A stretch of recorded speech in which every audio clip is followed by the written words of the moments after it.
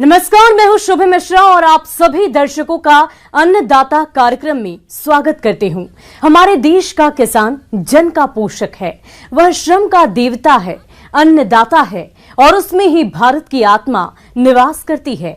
ऐसे ही किसानों की प्रगति के लिए हम खेती बाड़ी से जुड़ी हुई बहुत सी नई लाभकारी जानकारियां हर रोज सुबह लेकर आते हैं। तो चलिए कार्यक्रम शुरू करने से पहले देखते हैं क्या है आज अन्नदाता में। जिन किसान भाइयों ने धान की खेती की है, उनकी फसल अभी बढ़वार की अलग अलग अवस्थाओं पर है और इस समय में कुछ आवश्यक कार्यों को करना जरूरी होता है, जैसे खरपतवार नियंत्रण, सिंचाई, यूरिया का प्रयोग और कीट रोग नियंत्रण इत्यादि। तो इन सभी कार्यों को आप किस तरह से करें, इसकी समस्त जानकारी दे रहे हैं जिला भोपाल की विषय विशेषज्ञ प्रियंका जादौन। अभी फसल 25 से 45 दिन के बीच की स्टेज में है। कुछ किसान भाइयों ने जल्दी फसल को रोपित किया है, उनकी फसल 25 से 35 दिन की होगी और कुछ किसान भाइयों ने जिन्होंने किसी कारणवश लेट सोइंग की है, उनकी 10 से 15 दिन की फसल होगी। इस स्टेज में हमें खरपतवार की समस्या सबसे ज़्यादा देखने को मिलती है। इसके लिए यांत्रिक विधि सबसे ज़्यादा कारगर होती है। यांत्रिक विधि में जैसे खुरपी, प्लांट ब्रीडर इत्यादि से आप निराई गुड़ाई करके खरपतवार को निकाल सकते हैं। अगर आपके पास लेबर की सुविधा पर्याप्त उपलब्ध है तो आप लेबर की हेल्प से आप प्रत्येक प्लांट को उखाड़ कर खेत से दूर, ध्यान रखें खेत की मेड़ पर खरपतवार को ना फेंकें, जिससे वो समस्या वापस से ना आए खेत में। और अगर आपको लगता है कि यांत्रिक विधि से खरपतवार को कंट्रोल नहीं कर पा रहे हैं या खरपतवार का जो प्रकोप है अधिक है, तो आप रासायनिक का उपयोग कर सकते हैं।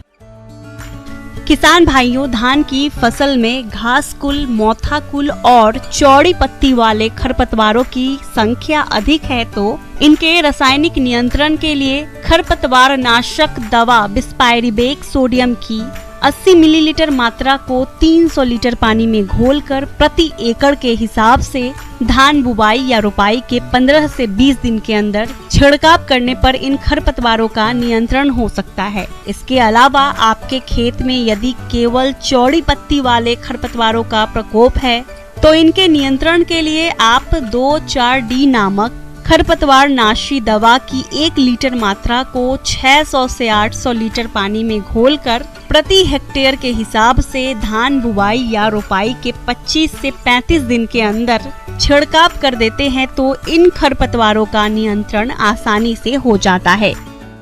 उर्वरक का अगर उपयोग करना है तो उर्वरक में संतुलित जो मात्रा दी गई है उसके अनुसार ही उर्वरक का उपयोग करें। जैसे 120-60-40 NPK की मात्रा है।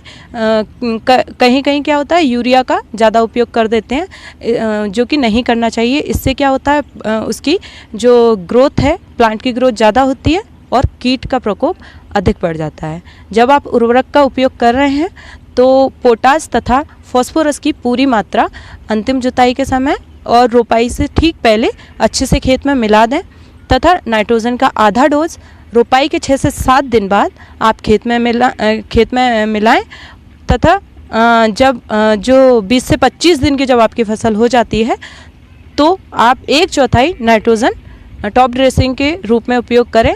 ये आफ्टर बीडिंग करना है और सेकेंड टॉप ड्रेसिंग आप 50 से 55 दिन के अंतराल पर कर सकते हैं। किसान साथियों, अब अपन बात करेंगे जल प्रबंधन और उचित जल सिंचाई के बारे में।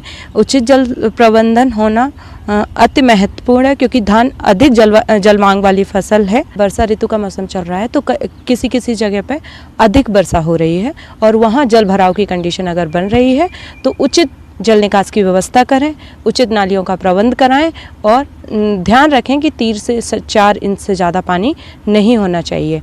अगर जहाँ की कुछ मध्य प्रदेश में भी कुछ ऐसी डिस्ट्रिक्ट्स हैं जहाँ वर्षा नहीं हो पा रही है, वहाँ इरिगेशन की व्यवस्था करें, जैसे कि ट्यूबवेल के माध्यम से फ्लड इरिगेशन करें, स्ट्रिप इरिगेशन का उपयोग कर सकते हैं और 3 से 4 इंच पानी बनाए रखें खेतों में।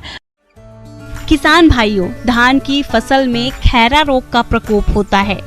जस्ते की कमी वाले खेत में पौधरोपण के 2 हफ्ते के बाद ही पुरानी पत्तियों के आधार भाग में हल्के पीले रंग के धब्बे बनते हैं, जो बाद में कत्थई रंग के हो जाते हैं, जिससे पौधा बौना रह जाता है और कल्ले कम निकलते हैं। जड़ें भी कम बनती है और भूरी रंग की हो जाती है। खैरा रोग के नियंत्रण के लिए खड़ी फसल में 5 किलोग्राम जिंक सल्फेट, 2.5 किलोग्राम बिना बुझा हुआ चूना और 2 किलोग्राम यूरिया को 1000 लीटर पानी में मिलाकर छिड़काव करने से रोग का निदान और फसल की बढ़वार में वृद्धि होती है। 25 से 35 दिन की फसल में कीट का प्रकोप अधिक होने लगता है। तो धान की फसल के मुख्य कीट होते हैं तनाछेदक। यह पत्ती के ऊपर बैठकर एग देता है, जो कि जिसका मेगट तने के अंदर जाकर तने को कमजोर बनाता है। इससे पौधा पूरी तरह सूख जाता है। अगर कीट का प्रयोग कम मात्रा में है तो वह ज़्यादा चिंताजनक नहीं होता है, लेकिन अगर अधिक है तो कोशिश करें जो पौधे को उखाड़ कर बाहर कहीं फेंक दें और रसायनों का उचित समय पर प्रयोग करें। एकीकृत कीट प्रबंधन के तहत neem oil, light trap, pheromone trap का यूज़ करते हैं। फेरोमोन ट्रैप जो कि जिसमें मादा कीट का यूज़ करते हैं, जो कि नर कीट को अट्रैक्ट करता है, तथा लाइट ट्रैप का यूज़ रात्रि के समय करते हैं, जिसके नीचे केरोसिन ऑयल का यूज़ करते हैं, जिससे कीट काफ़ी मात्रा में मरते हैं। अगर इन विधियों से कीटों का कंट्रोल करना आसान नहीं दिख रहा हो तो रासायनिक मेथड्स का उपयोग कर सकते हैं। इंडेक्सोकार्ब तथा स्पाइनोसैड का यूज़ करें। इंडेक्सोकार्ब 1 ml पर लीटर के हिसाब से घोल बनाकर छिड़काव करें और रासायनिक नियंत्रण का प्रयोग कम से कम करें। जब प्रकोप अधिक से अधिक दिखे, जो कि जैविक नियंत्रण से नियंत्रण करना मुमकिन ना हो, तब रासायनिक नियंत्रण की ओर बढ़ें।